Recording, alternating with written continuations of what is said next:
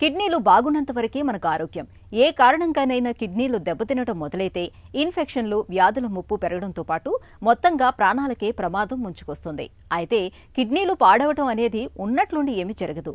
కిడ్నీలు దెబ్బతినడం అనేది ఏళ్ల తరబడి కొనసాగుతూ ఉంటుంది.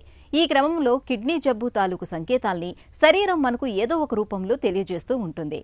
ఈ లక్షణాలను మనం సకాలంలో పసిగట్టగలిగితే కిడ్నీలను మనం చాలా వరకు కాపాడుకోవచ్చు. కిడ్నీ జబ్బుల హెచ్చరిక సంకేతాలు ఎలా ఉంటాయో ఇప్పుడు తెలుసుకుందాం.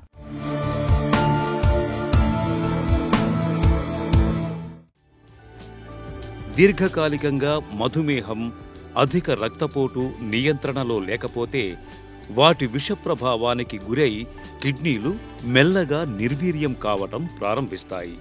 కిడ్నీల పనితీరు మందగిస్తున్న కొద్దీ మనలో కొన్ని ప్రధాన సంకేతాలు కనిపిస్తాయి. రక్తపోటు పెరుగుతుంది, మూత్ర పరిమాణం తగ్గిపోతుంది, రక్తహీనత వచ్చేస్తుంది, ఆకలి సరిగా ఉండదు, క్రమంగా బరువు తగ్గిపోతారు, ఎప్పుడూ నీరసంగా నిస్సత్తువగా ఉంటారు, కాళ్ళు చేతుల్లో వాపులు కనిపిస్తాయి, నడుము వెనక తరచూ నొప్పి వస్తుంటుంది. కిడ్నీలు దెబ్బతిన్నప్పుడు రక్తంలో విషతుల్యమైన వ్యర్థాలు పెరిగిపోతాయి.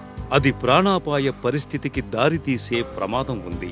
అందుకే కిడ్నీల ఫెయిల్యూర్ బాధితులు సాధారణ జీవితం గడపాలంటే వైద్య పరికరాలతో తప్పనిసరిగా రక్తాన్ని శుద్ధి చేసుకోవాల్సిందే.